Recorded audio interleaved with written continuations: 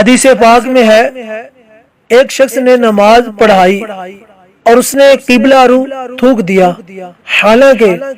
رسول اللہ صلی اللہ علیہ وسلم دیکھ رہے تھے، اور جب نماز ختم ہوئی تو والی دو جہاں صلی اللہ علیہ وسلم نے نمازیوں کو بلایا اور فرمایا آئندہ اس امام کے پیچھے نماز نہ پڑھیں۔ پھر جب وہ دوسری نماز کے لیے آگے بڑھا تو نمازیوں نے اس کے پیچھے نماز پڑھنے سے انکار کر دیا، اور اس کے استفسار پر یعنی پوچھنے پر نمازیوں نے بتایا کہ ہمیں